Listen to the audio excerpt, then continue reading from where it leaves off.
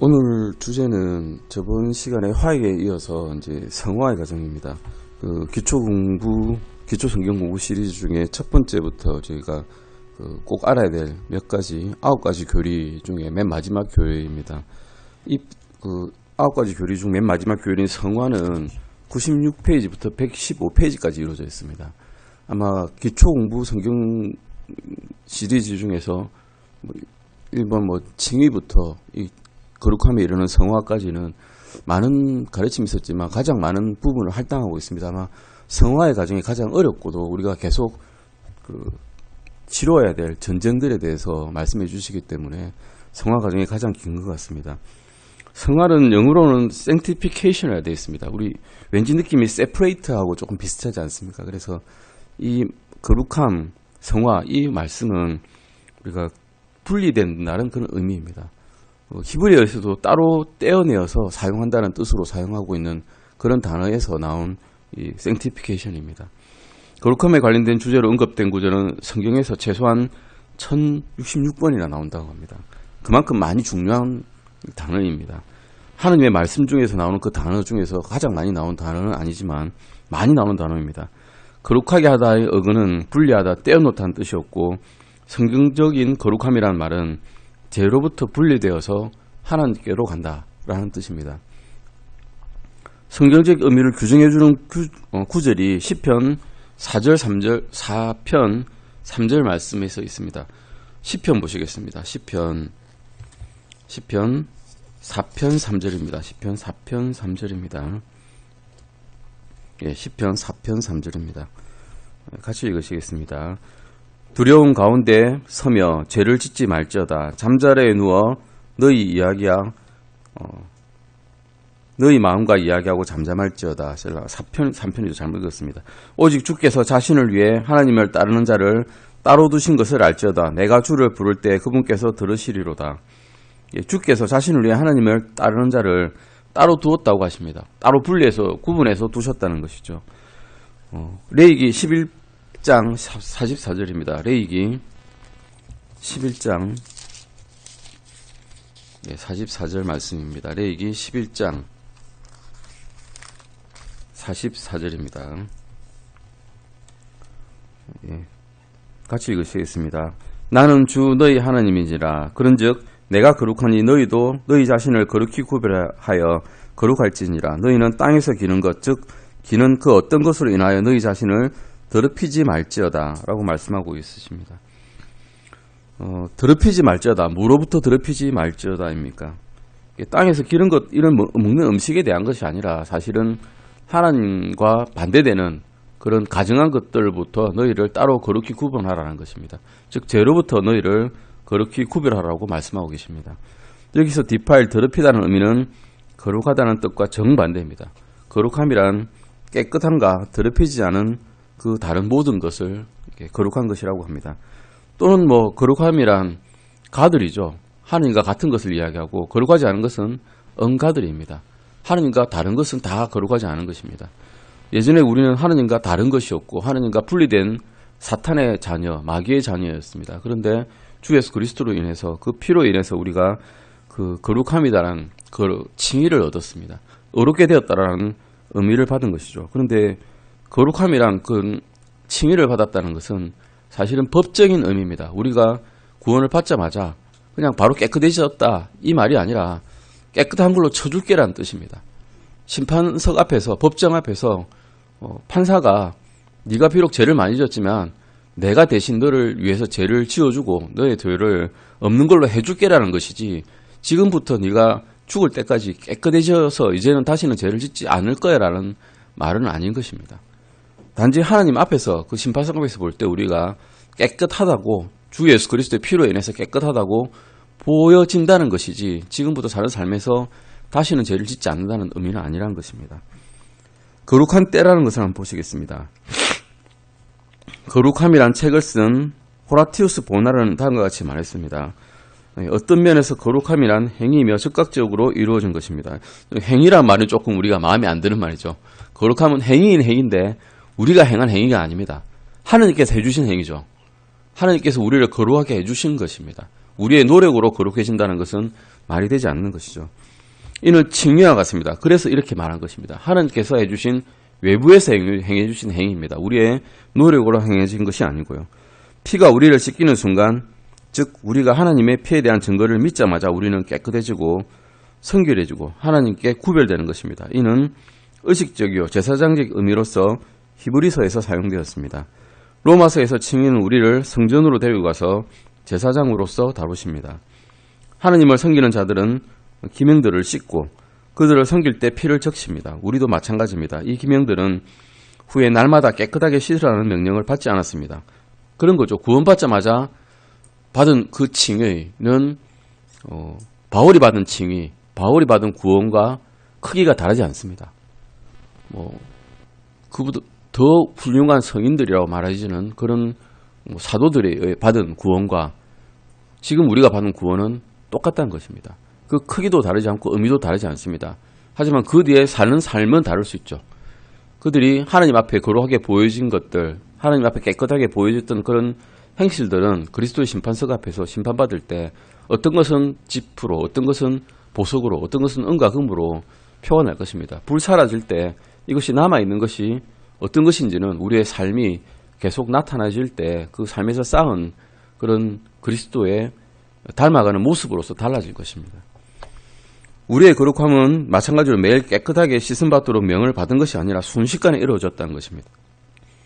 피를 통한 거룩함과 성령의 능력을 통해 지속적으로 거룩하게 되는 것과는 우리가 받은 구원, 칭의는 완전히 별개인 것입니다.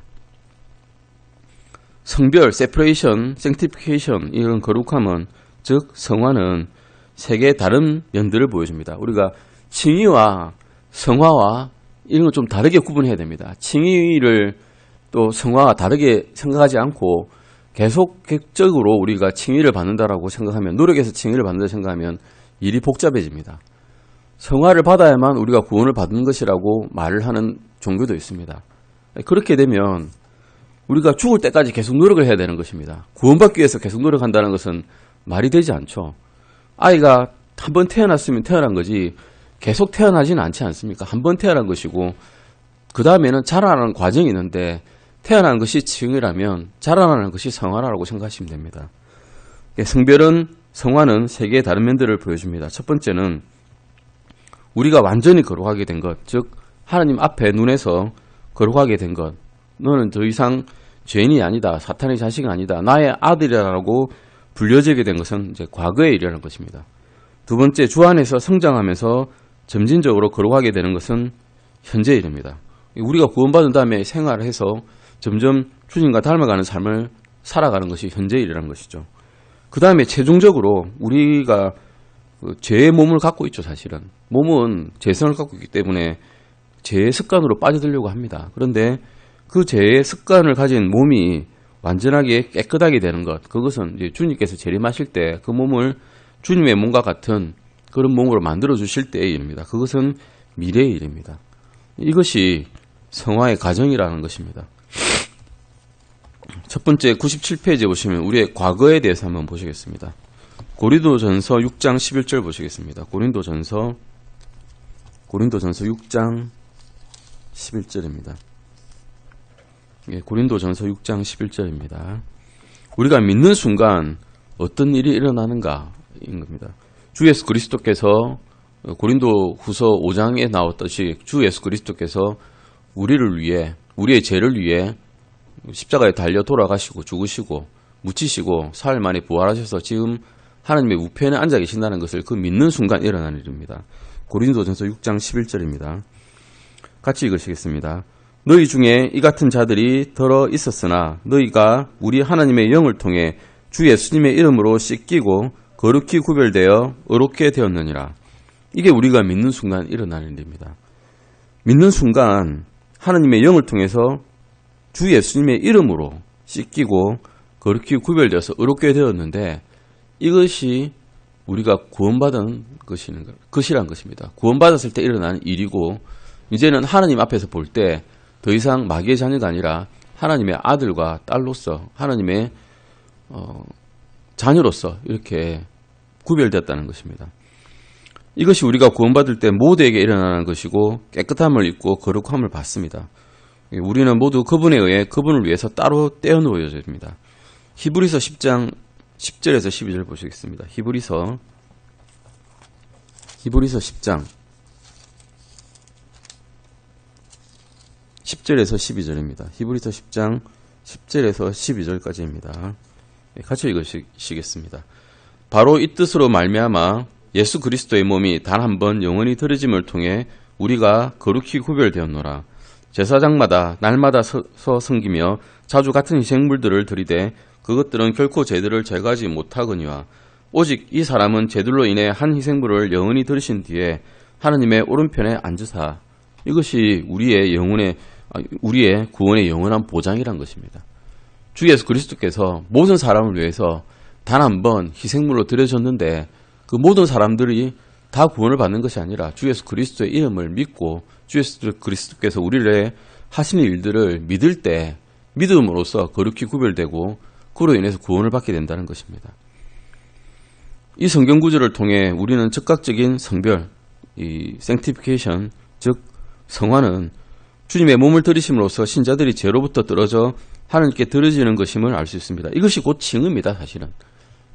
주님의 의로 인해서 그 의를 전가받아서 우리가 거룩히 구별됨을 받았다는 것이 첫 번째 성화라고 할 수 있는데 이것이 칭의와 똑같은 것입니다. 이는 전적으로 하나님의 사역입니다. 우리의 노력이 하나도 들어가지 않았지 않습니까? 우리가 뭔가 해서 드려서 아니면 재물을 바쳐서 아니면 뭔가 선을 쌓아서 받은 것이 아니라 오직 주 예수 그리스도의 행위로 인해서만 우리가 구원받은 것입니다. 이는 전적으로 하나님의 사역이며 단번에 우리의 죄로 인해 주님의 몸을 희생물로 드림으로써 모두를 위해서 이루어진 일입니다. 이것은 과거 시제입니다. 이미 이루어진 것이고 다 이루어진 것이죠. 우리가 그리스도를 받아들일 때 일어난 일입니다. 믿는 사람들, 신자들은 하나님에 의해 성별되었으며 그리스도를 통해 단 한 번에 영원히 성별되었습니다. 영원히 성별되었다는 것을 다시 주제로 우리는 하나님께 성별되었다, 우리는 죄로부터 분리되었다는 이 주제로 한번 보시겠습니다. 우리는 하나님께 성별되었다라는 것입니다. 지상에서 주님은 손으로 하지 아니한 할례, 즉 영적 수술을 통하여 순간적으로 거룩함을 이루셨습니다. 골로새서 2장 11절 12절 보시겠습니다. 골로새서입니다. 골로새서 2장 11절에서 12절입니다. 골로새서 2장 11절에서 12절입니다. 또한 그분 안에서 그리스도의 할례로 말미암아 육신의 죄들에 속한 몸을 벗어버림으로 손으로 하지 않은 할례로 할례를 받았느니라. 너희가 침례 안에서 그분과 함께 묻혔고 그분을 죽은 자들로부터 살리신 하나님의 활동에 대한 믿음을 통해 침례 안에서 또한 그분과 함께 일어났느니라. 우리는 이미 이 영적 할례가 우리의 혼을 몸으로부터 분리해내는 수술임을 저저번 시간에 배웠습니다. 그래서 새로 태어난 이 사람, 속사람은 죄 없는 사람으로 창조되었고 거룩하고 흠없는 존재입니다. 동시에 우리의 거룩함은 하늘에 있는 어린 양의 생명책에 이름이 기록됨으로써 완성이 되었습니다. 그때 우리는 하나님의 양자로 입양되었고 주님에 의해서 왕같은 제사장으로 임명받았습니다. 이렇게 거룩함을 구별받은 것을 우리 구약에서 또 다시 볼 수 있는데요. 출애굽기 19장 23절 보시겠습니다. 출애굽기 19장 23절입니다. 출애굽기 19장 23절 말씀입니다. 출애굽기 19장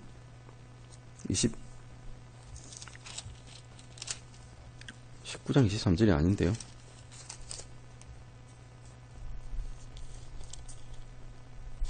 출애굽기 19장 23절 보시겠습니다. 출애굽기 19장 23절입니다. 모세가 주께 아뢰되 주께서 우리에게 명하여 말씀하시기를 산 주변에 경계를 정하고 산을 거룩히 구별하라 하셨사온즉 백성이 시내 산에 오르지 못하리이다 하매 거룩한 산을 정해 주셨습니다. 그것이 이제 시내 산이죠. 시내 산이고 호렙산이라고도 이야기하는데 그 산에 경계를 정하셔서 여기는 하나님이 거하시는 곳이니 거룩한 곳에 너희는 들어오지 말라고 정했습니다. 근데 그 땅에 들어가게 되면 이제 죽이라 그러셨거든요. 아니면 불이 내려와서 죽게 만들었을 것입니다. 시내산에서 경계는 사람과 하나님을 나누는 곳이었습니다. 마찬가지로 구약 성경에서는 대제사장만이 지성소에 들어갈 수 있는 허락을 받았습니다.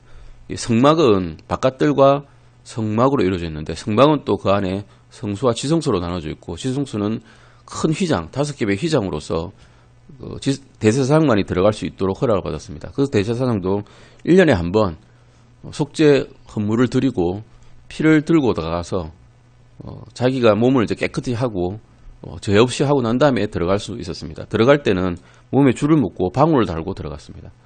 왜냐하면 거기서 죽어버리면 딴 사람이 들어가면 대제사장이 죽어버린 사람을 데리러 들어간 사람마저 죽으니까 거기서 줄을 달아가지고 끌어내는 것입니다. 방울 소리가 더 이상 들리지 않으면 그냥 줄로 끌어내가지고 그 안에 들어가지 못했던 것이죠. 이런 만큼 엄격하게 하나님께서는 자신의 장소에 들어오신 것을 막으셨습니다. 죄 없는 자만이 들어오라는 거죠. 죄 없이 깨끗하게 맞는 자만 들어올 수 있었는데 1년에 한 번 대제사장만이 들어갈 수 있습니다. 그런데 주님께서 돌아가실 때 그 휘장이 위에서부터 아래로, 즉 하늘에서 하나님께서 그것을 찢어버리셔가지고 이제는 주 예수 그리스도의 이름을 믿는 자는 담대하게 누구나 하나님을 만나 뵈러 들어갈 수 있습니다. 그것을 중보해 주신 분이 주 예수 그리스도시죠.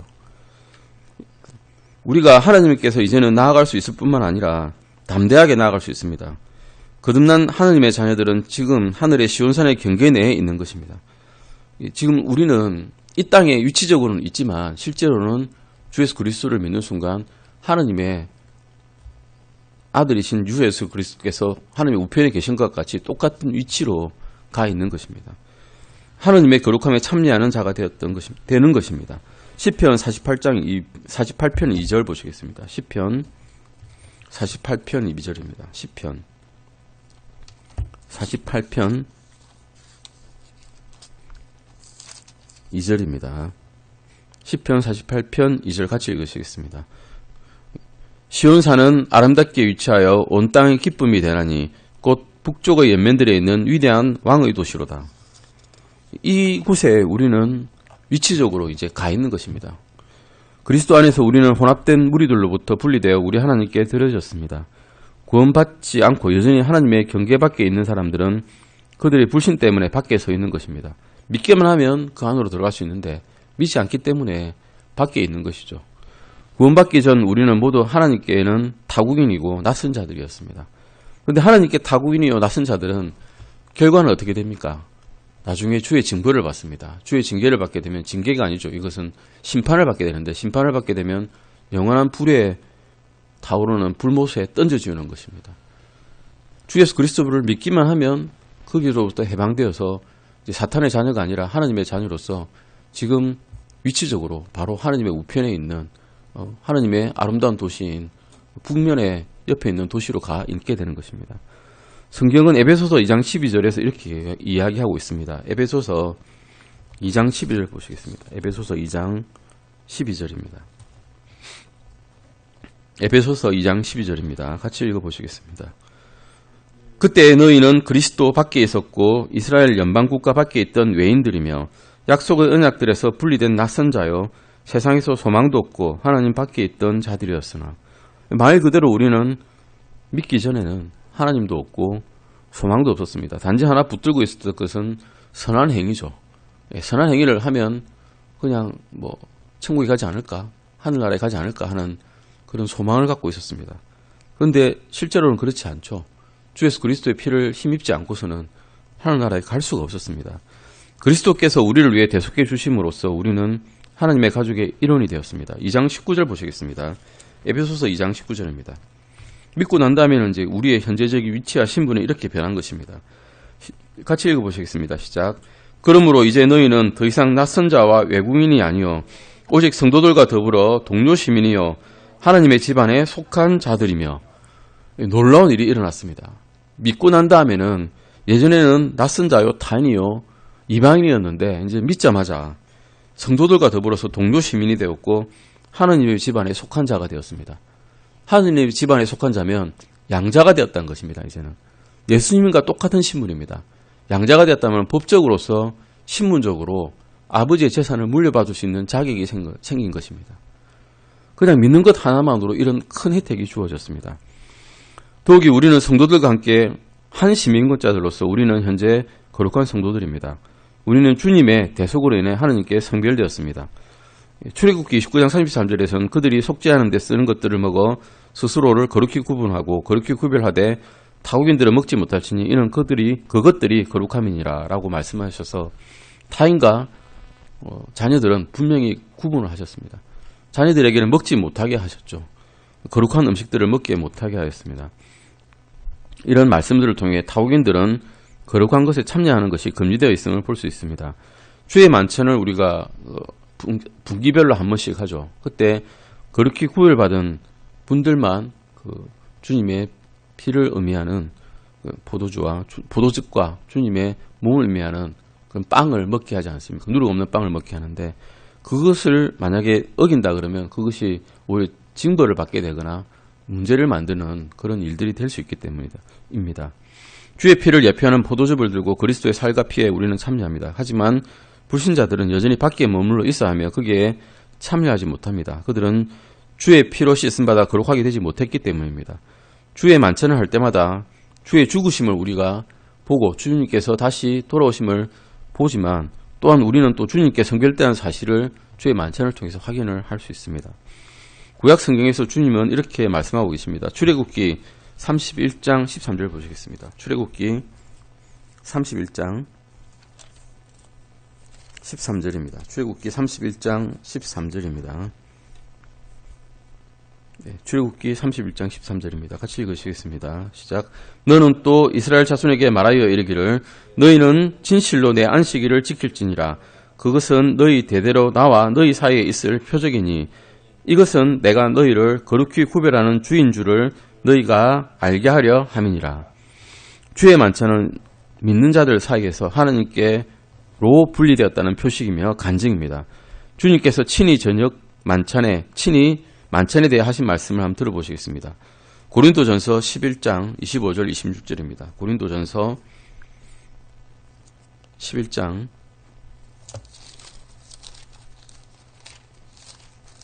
25절에서 26절입니다. 고린도전서 11장 25절 26절입니다. 같이 읽으시겠습니다. 저녁 식사 뒤에 또 그와 같은 방식으로 잔을 집으시고 이르시되 이 잔은 내 피로 세우는 새 상속 언약이니 너희가 그것을 마실 때마다 나를 기억하여 이것을 행하라 하셨느니라. 이는 너희가 이 빵을 먹고 이 잔을 마실 때마다 주의 죽으심을 그분께서 오실 때까지 보이기 때문이니라. 아담으로부터 즉 죄의 자손으로부터 사탄의 자녀로부터 분리되어 하나님께로 성결된 것은 바로 주 예수 그리스도의 죽음이었습니다. 죽음은 가장 분명하고 확실한 분리였고 주의 만찬이라는 의식을 통해서 그분이 오실 때까지 주님의 죽으심을 보이는 것이고 우리가 더 이상 죄의 자녀로서 살지 않고 우리의 몸은 십자가에 이제 이미 매달려서 죽음바 되었다라는 것을 가리키는 것입니다. 겉으로 보기에는 참으로 이상한 의식이죠. 왜냐하면 그분 안에서 우리가 모두 죽었을 때 그분 안에서 우리가 모두 주님과 또한 연합된다는 것을 알기 때문입니다. 고린도전서 6장 17절입니다. 고린도전서 6장 17절입니다. 같이 읽으시겠습니다. 그러나 주와 결합하는 자는 한 영이니라. 우리의 몸은 이제 죽었고 우리의 혼은 주님으로 인해서 살게 되었습니다. 이제 의의 자녀가 되었는데 문제는 이게 세상에 살아갈 때 녹록치 않다는 겁니다. 왜냐하면 우리는 몸을 입고 살아가거든요. 세상 사람들과 부딪히고 살아가고 그들의 행동을 무의식 중에 담게 됩니다. 상사로부터 압박을 받기도 하고 후배로부터 유혹을 받기도 하고요. 세상 TV로부터도 유혹을 받고 자녀들에게 시험을 받기도 합니다. 그럴 때 우리에 있던 옛날 본성이 이제 욱하고 나타날 때가 있습니다. 그럴 때마다 내 몸은 이제 죽었다. 이 십자가에 이미 매달렸다. 지금 살아있는 것은 주께서 사신 삶을 통해서 우리가 주님을 본받아 사는 삶을 이제 나타내야 되는데 그게 노력으로 되지가 않습니다. 주님께서 그것도 해주셔야 되거든요. 성령께서 해주시는 일이지 저의 노력으로서 뭔가 내 인격이 변하고 나의 의식이 변하고 정서가 변하지는 않습니다. 사실은 나를 까뒤집어서 보시는 분이 보시면 너는 똑같네라고 하실 것 같습니다. 너는 변함이 정말 없구나라고 하실 것 같습니다. 노력은 하지만 참 너는 안 되겠구나라고 하실 겁니다. 심지어는 바울도 그렇게 했습니다. 오라 나는 곤고한 사람이로다 했거든요. 바울같이 훌륭한 그리스도인이 어디 있었습니까? 그런 사람은 없었습니다. 다윗도 하나님의 마음에 합한 자라는 말을 들었지만 밧세바와 음행을 행했고 가정 파괴를 시켰고 살인 교사를 시켰습니다. 너희들은 어쩔 수 없는 사람이다라는 것을 주님께서는 실망시키는 게 아니라 담담하게 사실을 말씀해 주심으로써 너가 이런 존재이니까 이제 너는 육체에 의존하지 말고 나에게 의존하라고 말씀하고 계신 것입니다. 성경은 다음과 같이 말씀하고 있습니다. 골로새서 3장 3절입니다. 골로새서 3장 3절입니다. 골로새서 3장 3절 말씀 보시겠습니다. 이것이 우리가 계속 머릿속에 두고 외우고 생활 속에서 기억해야 될 말씀입니다. 골로새서 3장 3절 읽어보시겠습니다. 너희는 죽었고 너희 생명은 그리스도와 함께 하나님 안에 감추어져 있느니라. 이제 우리는 죽은 존재입니다. 우리의 몸의 행실은 이제 죽여야 되고 의의 자녀로서 성령께서 말씀해 주시는 의의 행실을 따라야 되는 것입니다. 그러므로 바울 사도는 담대히 이렇게 외쳤습니다. 고린도전서 15장 55절입니다. 고린도전서 15장 55절입니다. 예, 같이 읽으시겠습니다. 오 사망아 너희 쏘는 것이 어디 있느냐? 오 무덤아 너희 승리가 어디 있느냐? 예, 사망, 죄의 삭은 사망이죠. 예, 우리는 죄의 자녀로 살 때는 사망을 두려워했습니다. 죽으면 끝이거든요. 죽으면 불못에 던져진다는 것을 본능적으로 알기 때문에 죽음을 두려워하고 살았습니다. 하지만 주 예수 그리스도께서 우리를 위해서 죽으시고 십자가에 매달리시고 묻히시고 사흘 만에 부활하셨고 그거를 믿는 마음으로써 믿을 때 우리가 하나님의 나라에 갈 수 있다는 것을 알게 되었을 때 사망에서 오는 것은 이제 우리에게 더 이상 두려운 것이 되지 않고 무덤의 무서움이 이제 없어졌다는 것입니다. 더 이상 우리에게는 죄가 승리할 수 없고 오직 주 예수 그리스도를 믿는 믿음으로써 성령께서 말씀하시는 것에 순종할 때 승리의 삶을 살 수 있다는 것입니다. 이것이 이제 우리가 믿는 순간 일어나는 하나님께로 성별되었다는 것이고요. 그 다음은 죄로부터 분리되었다는 것입니다. 성별이라는 것이 이제 죄로부터 분리되었다라는 것을 말하는데 죄로부터 분리했다는 것은 분명합니다. 이는 하나님께로 나아가는 유일한 길이기 때문입니다. 하나님은 자신의 면전에 죄가 오도록 허락하지 않으십니다. 이 문제는 우리가 그분 안에서 죽음으로써 해결이 되었습니다. 주님께서 죽으심으로써 해결되었죠. 하지만 모든 신자가 자신이 구원받는 순간 그리스도와 함께 연합의 죽음을 당했다는 사실을 깨닫는 것은 또 아닙니다. 왜냐하면 자신들의 죄가 얼마나 철저하게 심판받았는지를 깨닫지 못하기 때문입니다. 다른 말로는 죄의 심각성을 모르기 때문입니다. 내가 지었던 죄가 얼마나 무서운 것인지를 깨닫지 못하기 때문입니다. 흔히 우리는 선하게 삽니다. 사실 그렇게 악한 죄를 지은 사람은 없지 않습니까? 살인하지도 않았고요. 그렇다고 남의 것을 도둑질하는 마음을 갖고 있지도 않고요. 남을 음해하거나 이러지도 않고 선한 삶을 살아왔습니다. 그런데 이 선한 삶을 살았던 의를 가진 사람이 정말 깨끗하신 하나님 앞에 나아갔을 때 자기의 죄를 돌아보지 않을 수 있을까요? 이사야는 이렇게 이야기했습니다. 이사야가 주님 앞에 나아갔을 때 나는 이제 망할 것이다 라겠습니다. 나는 이제 죽게 되었다 그랬습니다. 왜냐하면 주님을 보는 순간 거울을 보듯이 자신의 죄를 낱낱이 바로 보게 되었거든요. 이사야는 선지자였고 유대 사람 중에서도 아주 율법을 따르는 사람이었습니다. 그런 사람마저 선지자인 이 사람마저 하나님을 보는 순간 나는 이제 죽게 되었다라고 이야기하게 되는 것입니다.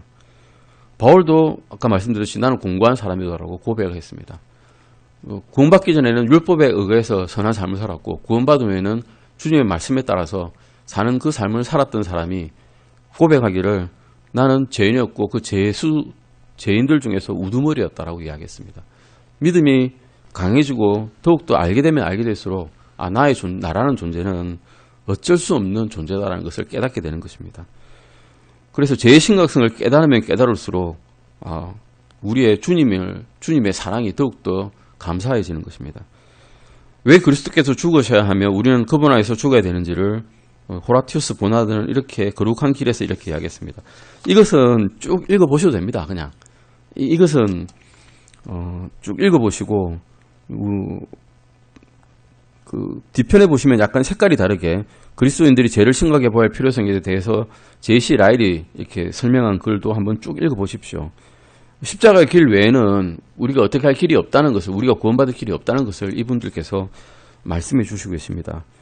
100페이지에 보시면 우리의 현재적이고 진행적인 거룩함을 또 이제 한번 보시겠습니다. 우리의 칭의는 즉 첫 번째 받은 성화 또는 거룩함을 받은 것은 그렇다 치고요. 주님에 의해서 받은 거고 우리의 노력에 의해서 받은 게 아니거든요. 그래서 우리의 노력이 개입할 건덕지가 전혀 없습니다. 그런데 구원받고 난 다음에 삶은 또 다릅니다. 예, 주님께서 말씀하시는, 성령께서 강권하시는 그런 삶을 살고자 하는데 또 옛날 육신이 살아납니다. 스물스물 살아나와가지고 말씀을 듣고 주일 설교 말씀 듣고 난 다음에 돌아갈 때는 이렇게 살아야지 굳게 마음 잡고 가는데 가자마자 자녀가 뭔가 좀 웅얼웅얼거리거나 이상한 말을 하거나 아니면 뭐 이러면 속에서 불끈 솟아오릅니다. 그러면 또 내가 또 말씀 헛들었나 이런 생각이 들어오죠. 내가 성화하지 못했나? 내가 구원 못 받았나? 이렇게 되는 겁니다. 나중에 그게 심해지면. 그런데 그렇지 않다는 것은 우리가 칭의에서 배웠죠. 구원받은 것은 바울이 구원받은 거나 존 웨슬리가 구원받은 거나 켈빈이 구원받은 거나 똑같습니다. 그 크기가 다르지 않습니다. 주님께서 우리에게 해주신 일은 다르지 않기 때문에. 그런데 사는 삶은 좀 다르다는 것입니다. 우리가 흔히 거룩함은 하나님에 의해서라고 말합니다. 우리가 칭의받은 것은, 구원받은 것은 하나님에 의해서 받은 거죠. 하나님의 능력이 없이는 아무것도 할 수 없기 때문입니다. 거룩함은, 거룩하게 나아가는 것은 그런데 우리가 노력을 해야 됩니다. 거룩함을 향하여 나아가는 것은 우리의 노력이 필요한 겁니다. 물론 이것도 우리 안에 있는 성령님께서 해주시기는 일이기는 합니다만은 우리의 독립성도 또 보장해 주시기 때문에 너희가 할 수 있는 자유의지를 주셨기 때문에 우리도 같이 할 수 있는 것입니다. 거룩함의 목적이 주님께 더 가까이 다가가는 것이고 주님께서 말씀하시는 것, 주님께서 행하신 것, 주님께서 행동하자 하시는 것을 따라가고 싶어하는 것입니다. 즉 칭의는 구원이라면 거룩함은 제자 되는 것이라고 우리가 말씀드릴 수 있습니다. 제자는 무엇입니까? 선생님께 가르침을 받고 나중에 선생님께서 하시는 만큼 하고자 하는 거 아니겠습니까? 흔히 저희가 받는 교육을 도제교육이랍니다. 이걸 도제교육, 장인이 하는 거죠. 도제교육. 위에서 가르침을 받고 그 가르침을 받은 만큼 열심히 훈련해가지고 나중에 그 스승님만큼 되고자 하는 것, 그것이 이제 장인이 되는 것입니다. 그것이 제자 되는 것이죠. 그 제자가 되려고 하는 것이 성화의 삶입니다. 더욱더 주님을 닮아가서 주님과 같아지는 것입니다. 그런데 과연 죽을 때까지 이것이 이루어질까요? 주님과 같아질까요? 결코 주님과 같아지지 않습니다. 우리의 육신이 살아있기 때문에 육신의 삶의 유혹에 넘어지기 때문에 결코 주님과 같아질 수는 없습니다. 하지만 주님과 같이 되기를 바라고 희망하고 끝없이 전진해 나가는 것입니다. 그것이 주님의 장성한 분량까지 자라가는 것입니다. 바울이 소원했던 것이고요. 다른 모든 선진 배웠던 우리 선조들이, 믿음의 선조들이 가고자 했던 길입니다. 그러나 이것은 점진적인 것입니다. 그러니까 우리 아기를 생각해 보십시다. 태어나자마자 어른과 같이 말하고 행동하고 직장에 나가서 돈 벌어 오는 아기 봤습니까? 그런 아기 없습니다. 배워야죠. 처음에는 뭐 먹는 거 배우고, 두 번째는 말하는 거 배우고, 걷는 거 배우고, 점점 자라가는 것입니다. 배우자마자 벌떡 일어나서 저 카이스트 갔다 올게요. 잠깐 돈 좀 벌어 올게요 하는 아기 아무도 없지 않습니까? 근데 문제는 아기가 아기 상태로 계속 남아있는 게 문제입니다. 제가 그랬거든요. 아기 상태로 계속 남아서 한 5년, 6년 계속 아기 상태로 있었던 것 같아요. 잠깐 교회 갔다가 말씀 잠깐 듣고 다시 갔다가 다시 사회생활 하다가 사회에 또 찌눌려서 살다가 잠깐 교회 갔다가 말씀 듣고 이리 살아서는 안 되겠네. 아기가 똑같네. 이러다가 또 다시 듣고 오고 반복되는 그런 일이었는데 그러면 이제 양육하는 분이 슬퍼합니다. 양육하시는 분들이 우리 그 성장 장애가 있는 아기를 키우는 엄마 아빠가 있다고 생각해 보십시오. 애가 한 10살, 11살, 20살쯤 되었는데 애가 안 자랍니다. 다리를 절거나 절지 않더라도 걷지를 않고 먹기만 먹고 똥오줌 가리는 것도 좀 잘 안 되고 얼마나 슬프겠습니까? 키울 때는 기쁨이 있는데 안 자라면 이제 슬픔이 있는 겁니다. 주님께서도 우리를 키우실 때 성령님께서 자라지 않으면 슬퍼하시는 것이죠. 우리의 육신이 그분과 함께 못 박혔음을 이제 깨달아야 됩니다. 죄에 대해서 죽고 하나님께 대해서 사는 삶을 우리는 계속 살고 있다고 느껴야 됩니다. 날마다 하나님과 동행하는 삶을 생활을 할 때 생활을 하는 것을 보고자 합니다.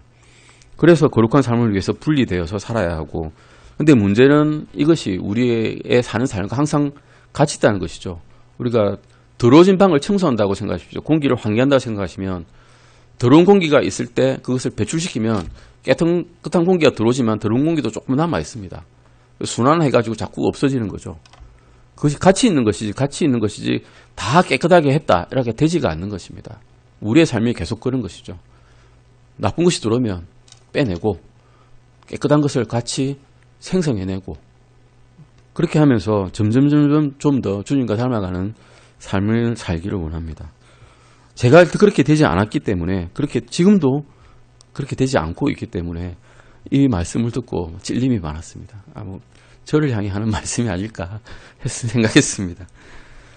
오늘 여기까지 보시고 다음 시간에 이 주제를 가지고 계속 할 건데 아마 3번은 더 걸쳐야 이 주제가 끝날 것입니다. 그만큼 성화의 삶이 쉽지 않고 우리가 깨달아야 될 것이 많기 때문인 것 같습니다. 기도하시고 마치겠습니다. 하나님 아버지 감사드립니다. 저희를 위하여 주님의 귀하신 피를 흘리시고 십자가에 매달리시고 묻히시고 돌아가시고 지금 하나님의 우편에 앉아서 저희를 위해서 중보하고 계심에 감사드립니다. 저희가 성화되는 삶을 살기를 원하나 저희의 육신이 너무나 약하고 또한 의지가 약해서 주님께로 가는 삶을 살지 못하고 있음을 솔직하게 고백합니다. 주님, 이후의 삶에서도 주님께서 저희와 함께 하셔서 이 연약한 삶을 돌봐주시고 주님께로 가는 의지를 굳게 만들어주시고 주님께서 저희를 돌봐주셔서 저희가 주님과 함께 생활하는 그런 동행하는 삶을 살 수 있도록 도와주시옵소서. 감사드리며 이 모든 것 주 예수 그리스도 이름으로 기도드렸습니다.